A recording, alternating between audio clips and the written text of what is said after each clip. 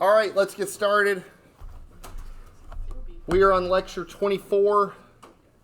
A couple of housekeeping items. So, number one, your topo lab is due Friday at 1 p.m.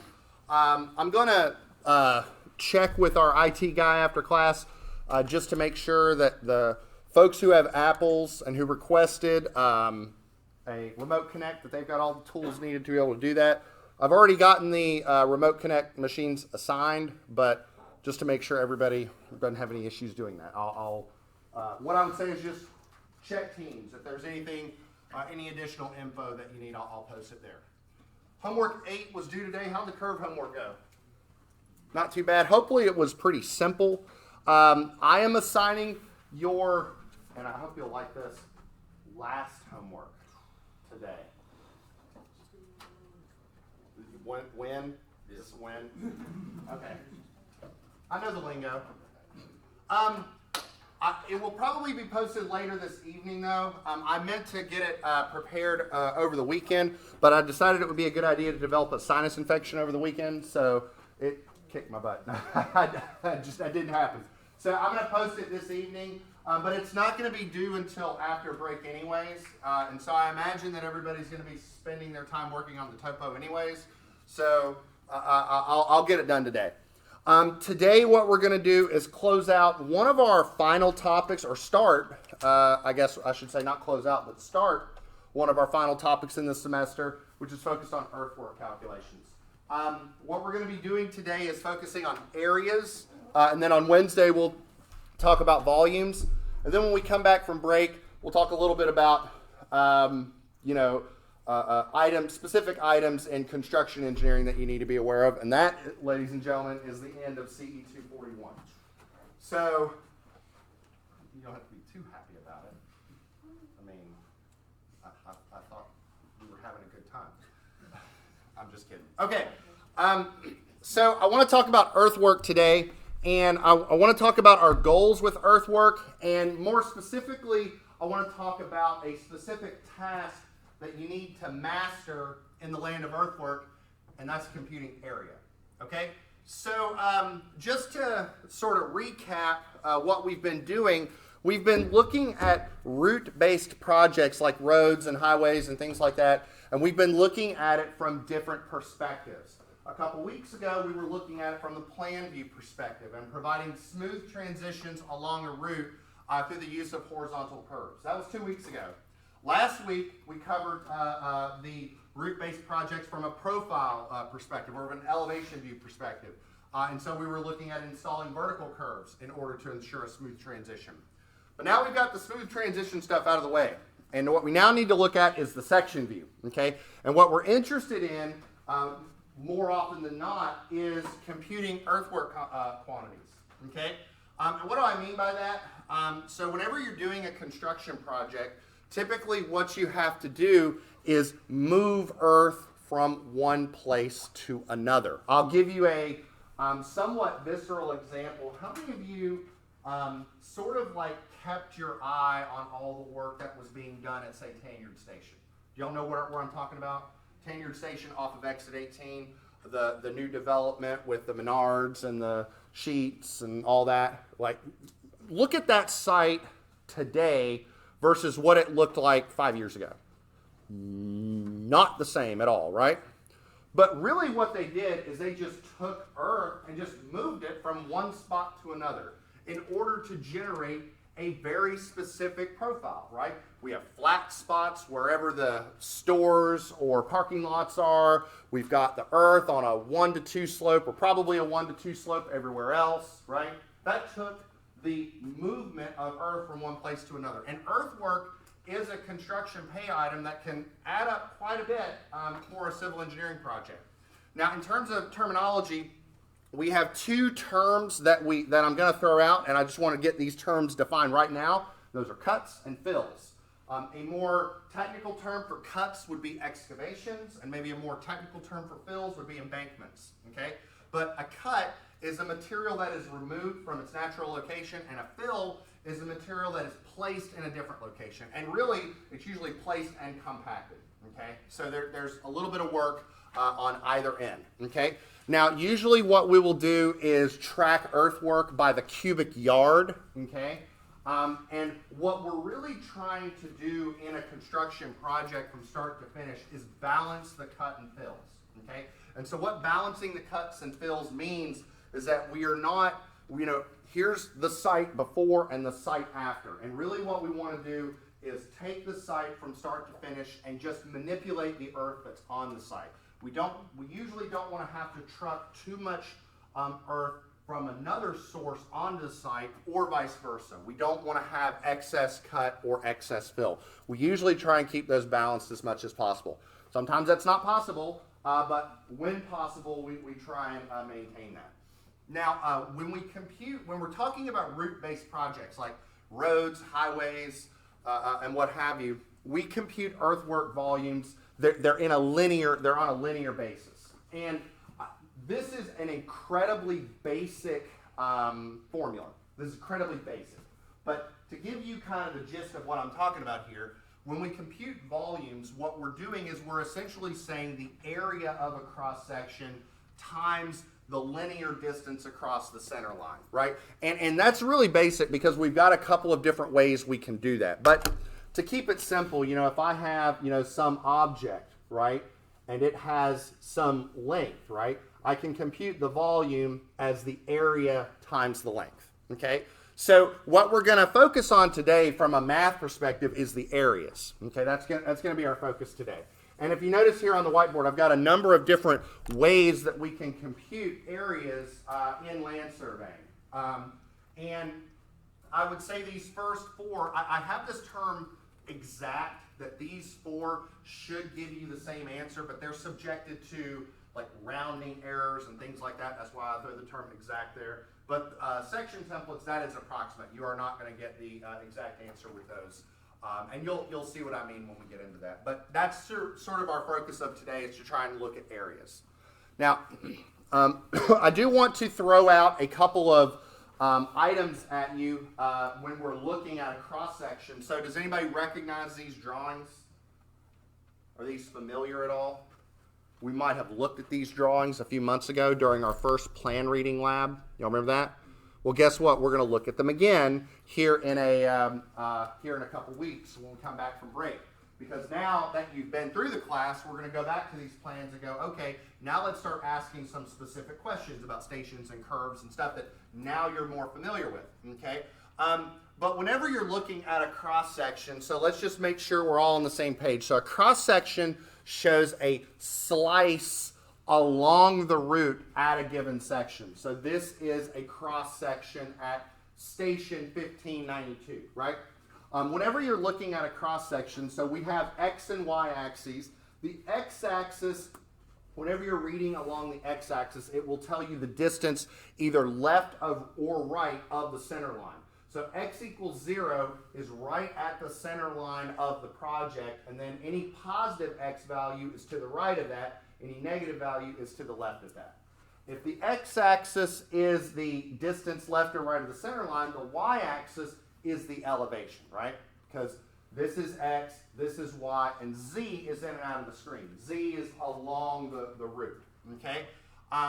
Now, what we're doing here, and I just want to make sure we're all on the same page, we are computing areas at stations, but we're estimating volumes between stations, because all we're going to have is an area on one end and an area on the other end. So we are going to be estimating volumes from station to station. So the more areas that you have, the more accurate your volume estimations are going to be. But then there's a trade-off, because the more areas you have, that means the more land surveying you have to do, which means more time on that. So, it's always a trade-off here. Now, whenever you're looking at a cross-section, so again, we're looking perpendicular to the roadway center line, I want to make sure that you recognize the components that go into a cross-section view.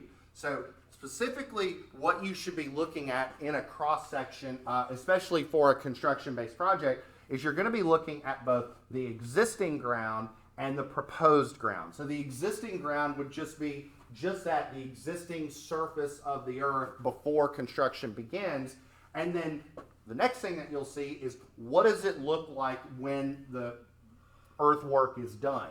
So we're talking about the base of the proposed roadway, the finished elevation of the roadway, and the width and any side slopes that go off of that. And side slopes are going to be a big discussion of today's lecture. But in terms of this width, just to make sure we're all on the same page, this width is going to be composed of the width of all of our travel lanes, the width of any installed median, and the width of any shoulders. Okay, so that's what we're talking about when I'm saying the width of the road, I'm talking about all of that. Okay, that's what I'm talking about. Okay, does that make sense? Okay. All right, and just to give you kind of an idea of the whole, balancing cut and fills, this is a picture taken along United States Route 35. This is between Point Pleasant and Winfield. Does anybody kind of have an idea of where this is? Okay, so you can kind of, actually, if you're looking at this, looking at it from an earthwork perspective, you can kind of see where the original ground maybe sort of did this, and then the final grade, they cut out area here, and then they filled that in here in order to generate a flat roadway surface for the installment of that United States route. Does that make sense? So you can, this is something to maybe sort of have an eye out when make sure you're paying attention to the road. But if you get a chance to see what's going on, you can actually kind of see this, especially in a state like West Virginia, where, they don't call it the mountain state for nothing. Now, if we're talking about alignment in 2D, so one of the things we have to recognize is that from section to section, we can have different situations going on. So for example, this is along the entirety of a given project, and so if I cut a section through Station 18, Station 18 I would classify as a fill section, right? Because here's where the existing ground is, and the proposed road is well above where the existing ground is. So I'm going to have to install earth into that section in order to achieve a target elevation. Whereas Station 32 or 33, so this is Station 3250, this is definitely a cut section because here's the existing ground and the road needs to be below that. So I'm going to have to remove material from that. Does it make sense? Now, you might think, well, wait a minute, that means this station here is perfect. Well, it's perfect maybe from a profile perspective, but maybe not from a cross-section perspective, because if I look, this cross-section might be kind of like this, where some of the earth has to go this way and some of the earth has to go this way. So this might be what I would call a mixed cross-section or a side hill cross-section, where we have to cut on one side and fill on the other, okay? And so if we look at it in 3 dimensions, there's a little bit more going on. So this is a different project, but it's kind of the same idea.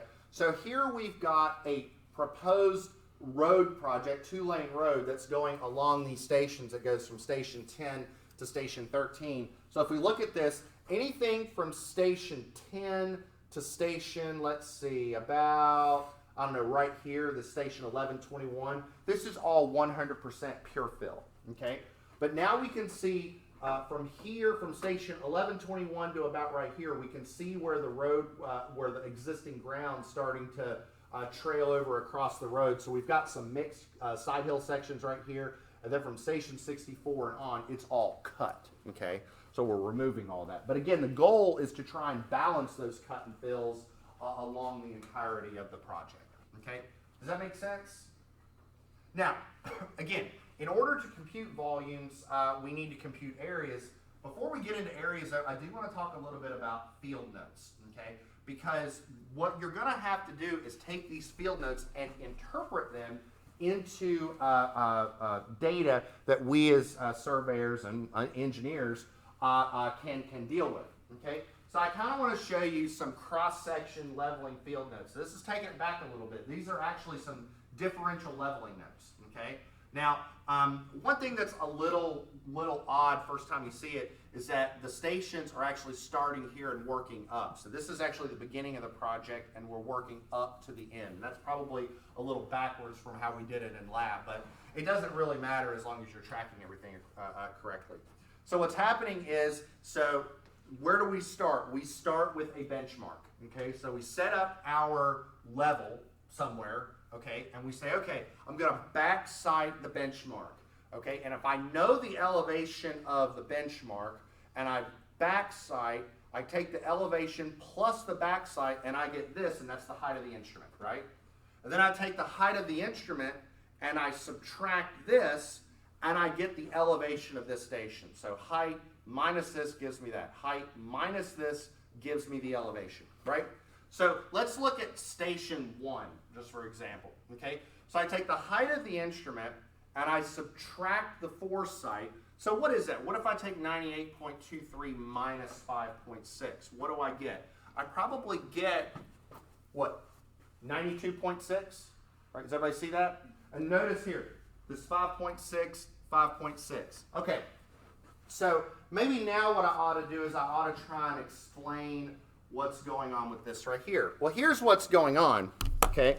So what's going on is, so we're going along the project, right? So this is station 0 plus 0, 0. This is station 0 plus 50.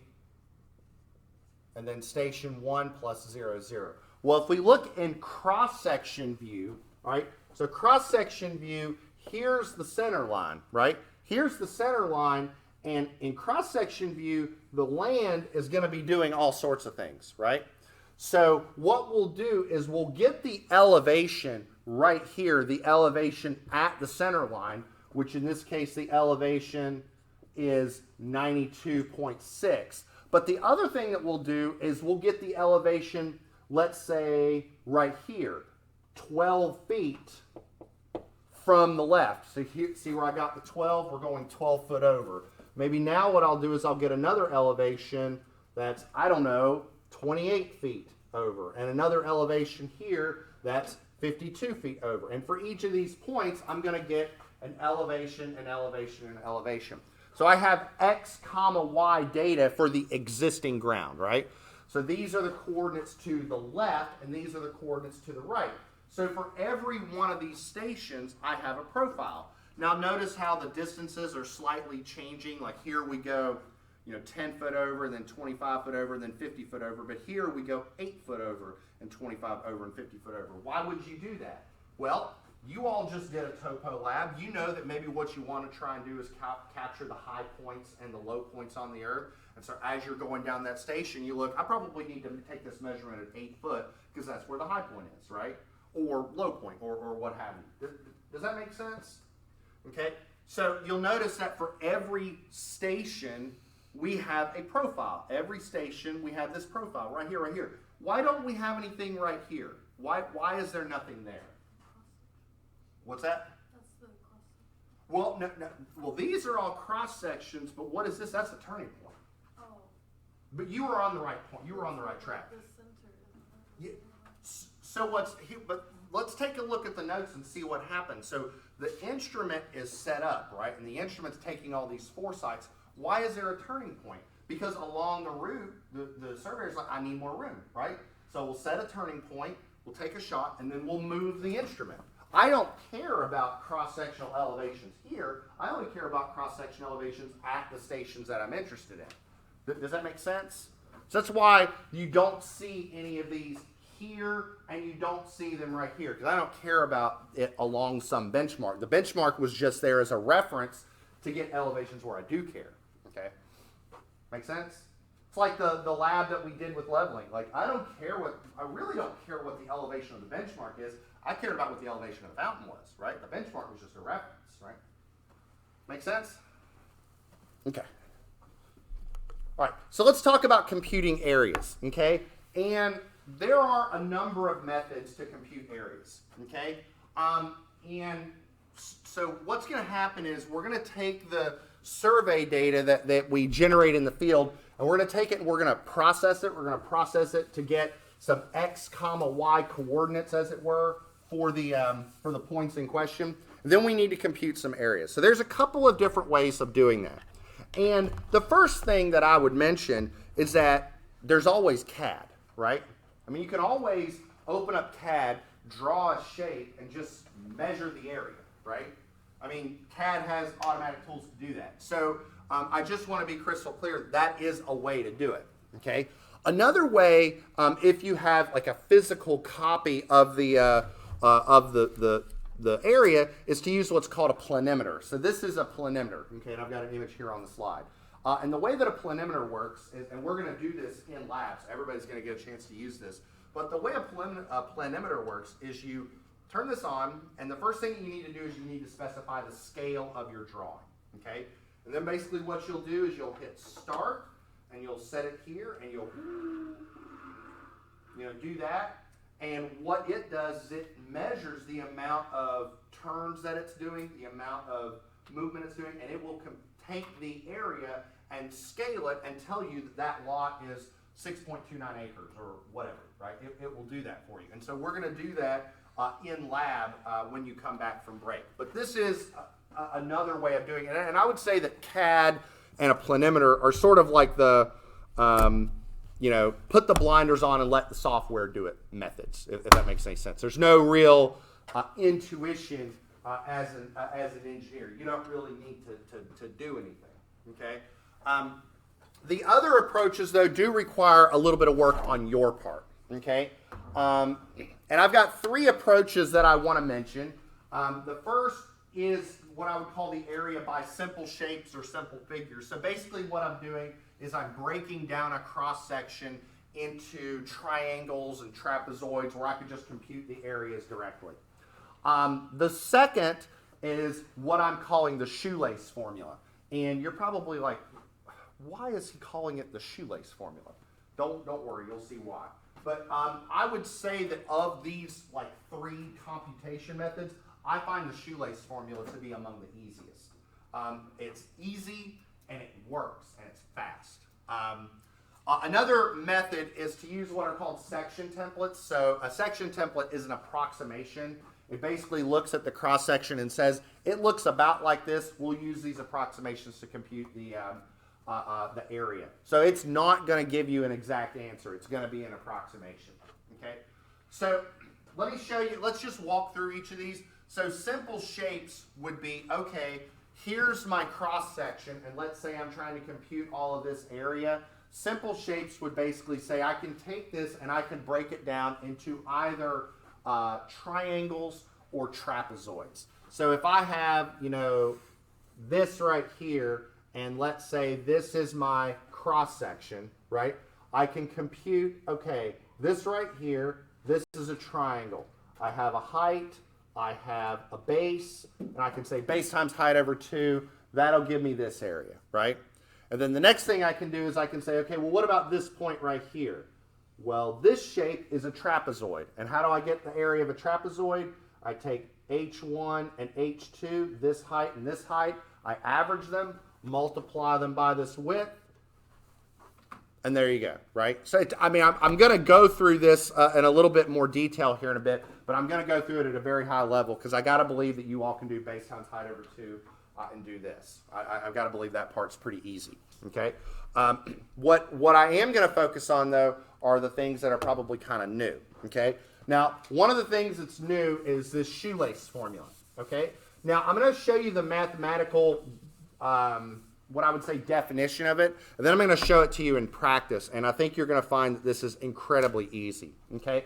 So what you do for the shoelace formula is you list the coordinates of a given shape in order, and by in order, I say clockwise, and then what you do is you list the points in order, and you repeat the first point again. So if you have a shape that has 9 coordinates, you list the coordinates of point 1, point 2, point 3, point 4, point 5, point 6, point 8, point 9, and then point 1 again. You list the point again.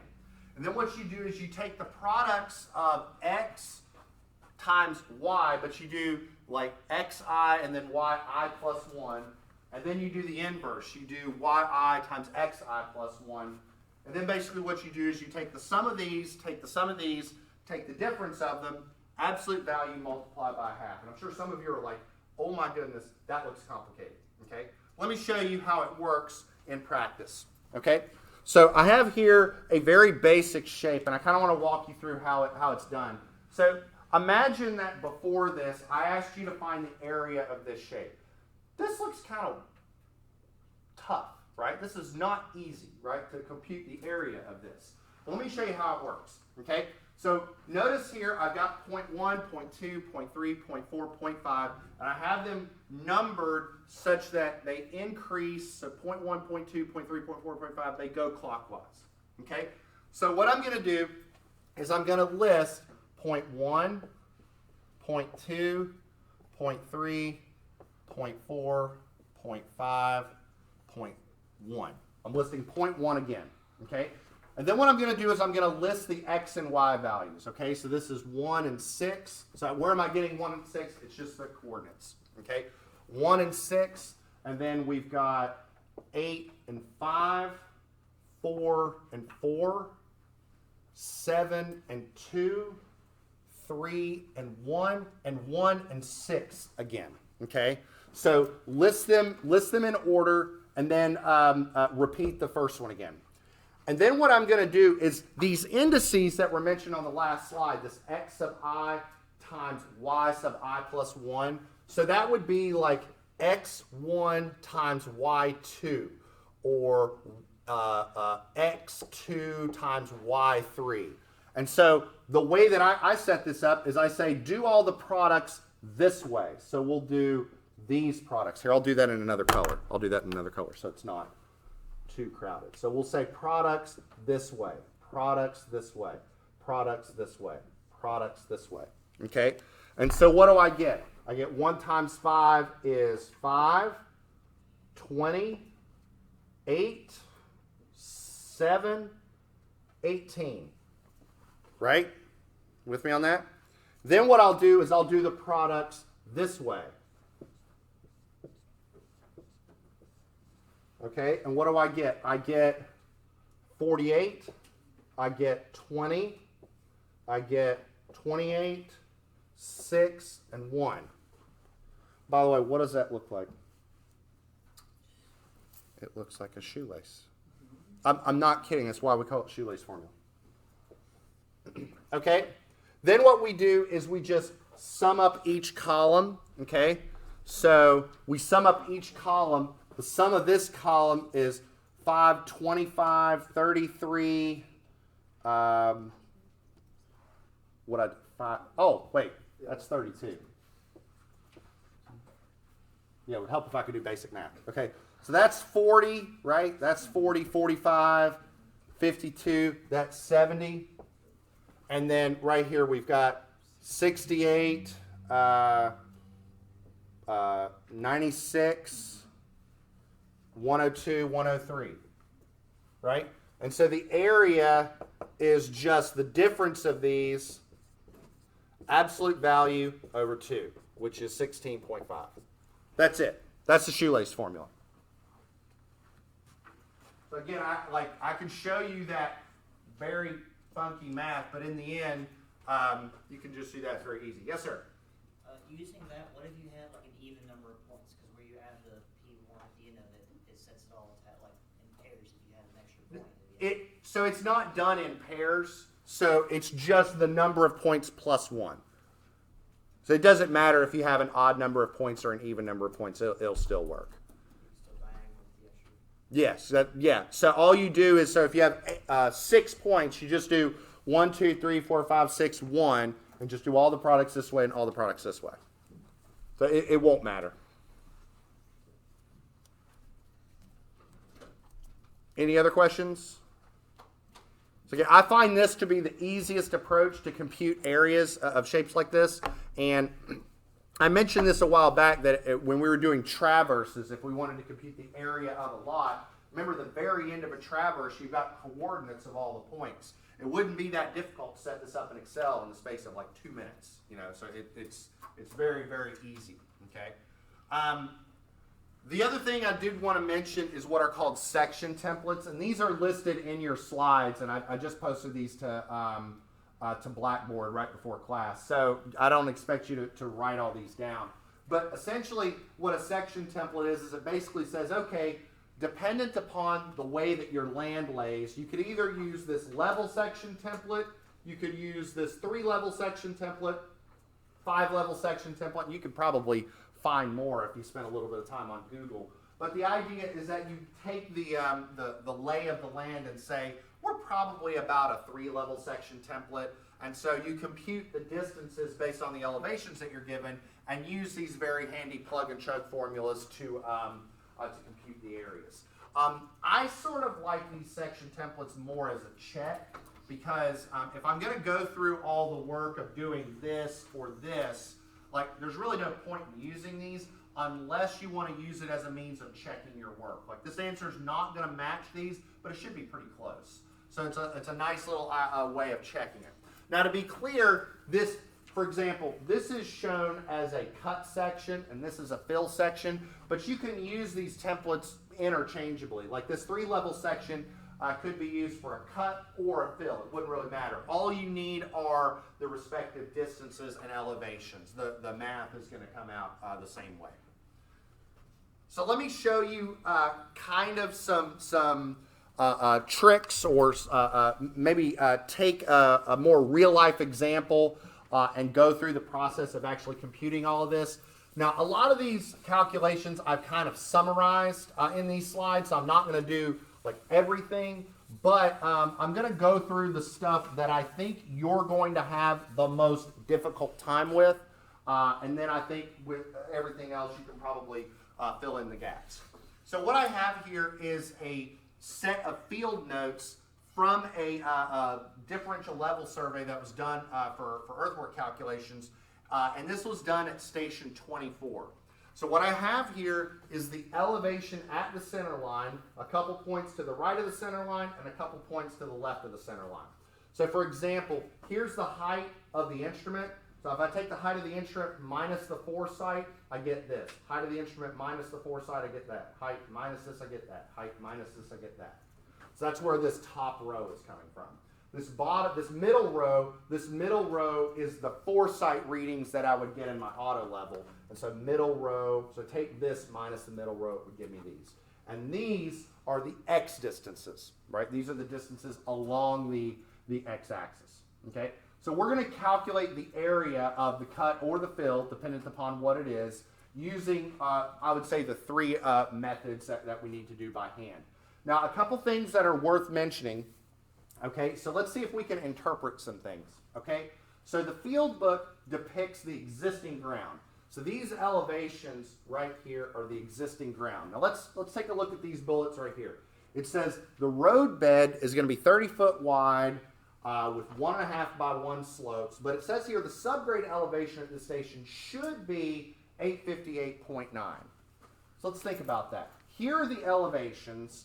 And this says that the elevation should be 858.9. So let me ask you, is this a cut section or a fill section?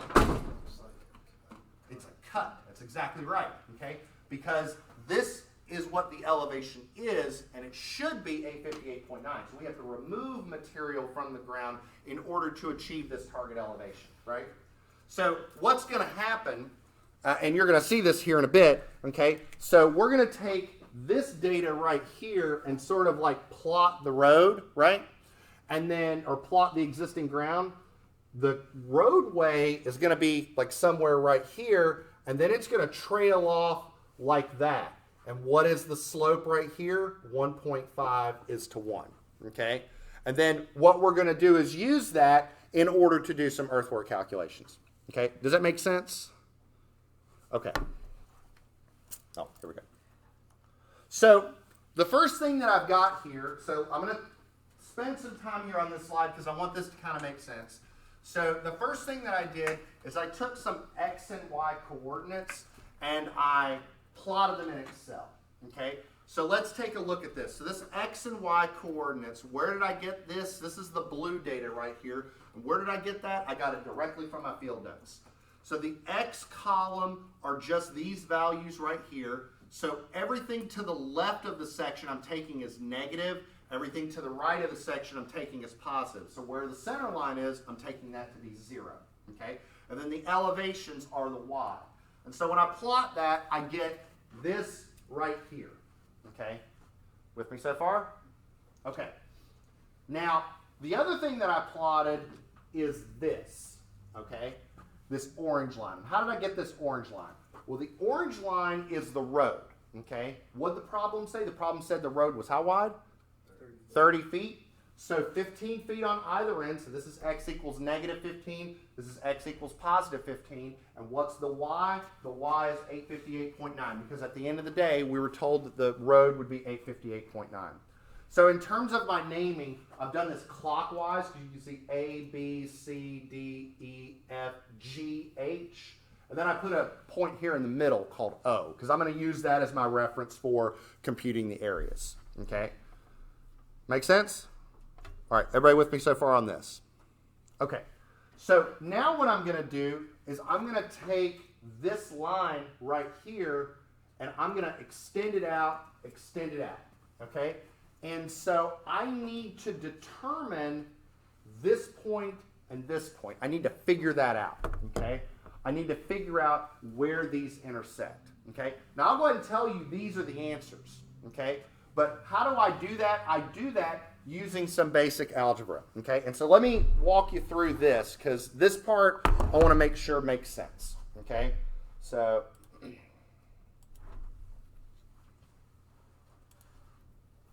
not in structures.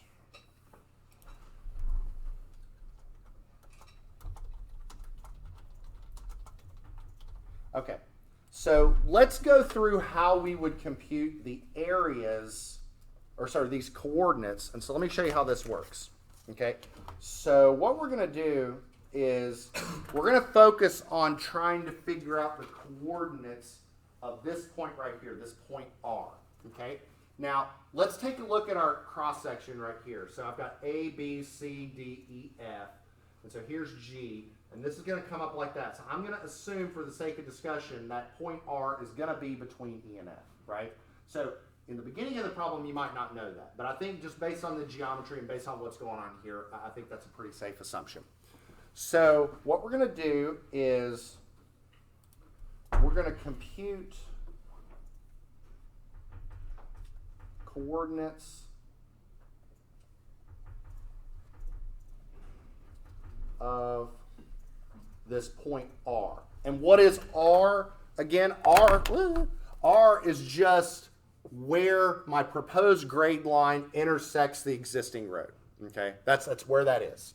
Okay, so let's see if I can draw myself a pretty picture. Okay.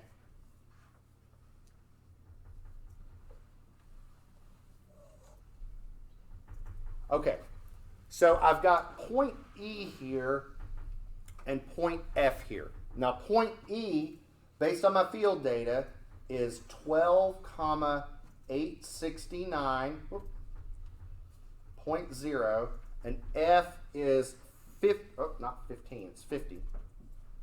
50, 872.8.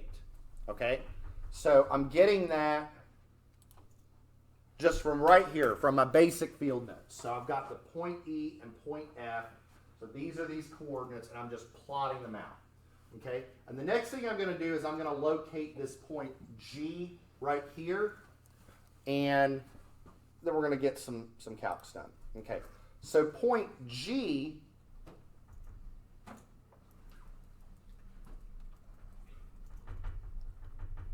so this is going to be point G. So it's 15,858.9, and what we're trying to do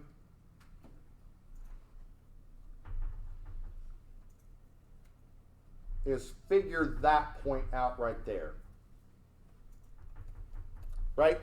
And we need that point because in order to compute areas, I need the coordinates of all the points that define this area. So I need that point, and I need this point right here. I need L and I need R. Okay, I'm only going to do R here because once you do L, you can, or once you do R, you can do L pretty easily. All right. So now, before we move on, I do want to mention the slope of this line. Okay, the slope of the line in math land is change in y over change in x. Now, we were told at the beginning of the problem, let me pull my screen up again, we were told that this is a 1.5 to 1 horizontal to vertical slope. Okay? So what that means is that this is 1 to 1.5. 1.5 over, 1 up. Okay? And that's going to be 2/3.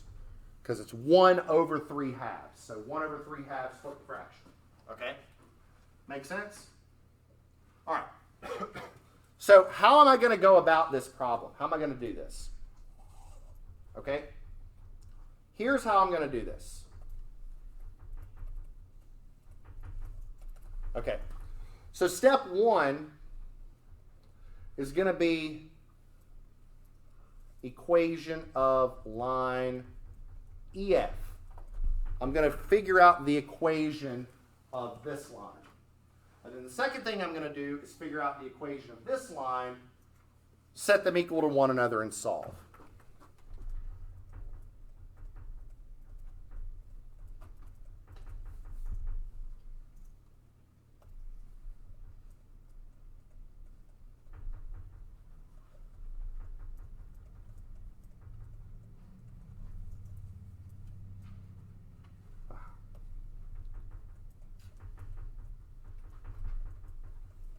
Set equal and solve for x.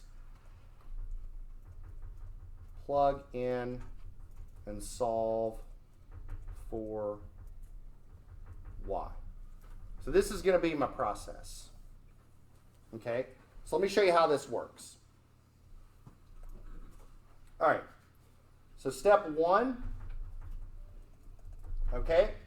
So we need the slope of that line, change in y over change in x, which is 872.8 minus 869 over 50 minus 12, which that ends up being 38 on the bottom, and it actually ends up being 3.8 on the top. So this is 0.1. Okay? So then what I'll do is y minus y1 equals m times x minus x1. Y minus 869.0 equals 0.1 x minus 12. I'll just plug in the first point. So y minus 869.0 is 0.1 x minus 1.2, right? So y equals 0.1 x, and then add the 869 over, and I get 867.8, right? So this is line EF. So step 2 is line GR. So remind me, what's the slope of line GR?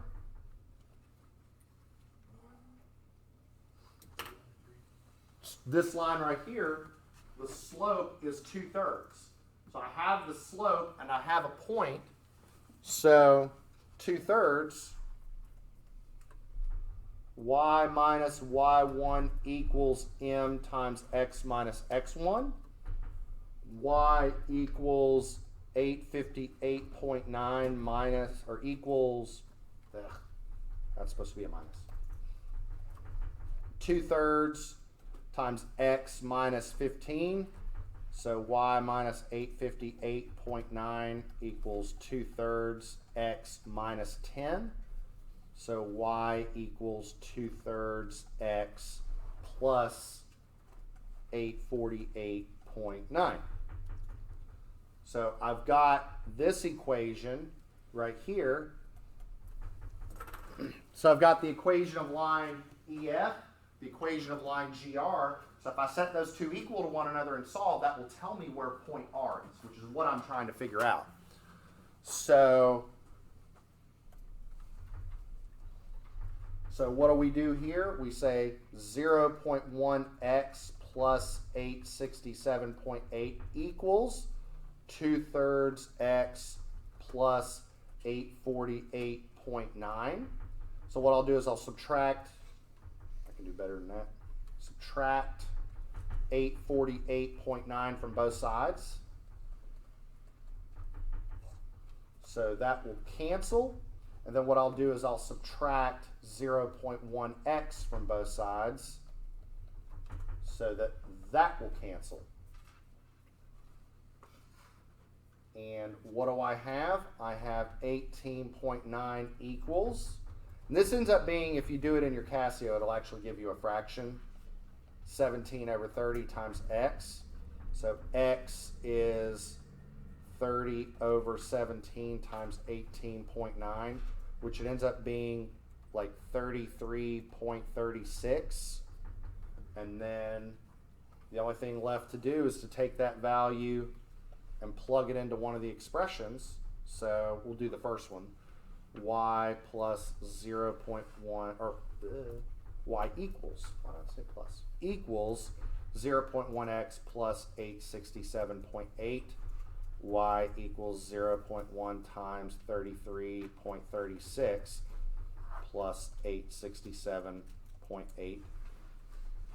So y equals, and when you chug that out, you get 871.14. So therefore, the coordinates of R are 33.4, comma 871.1.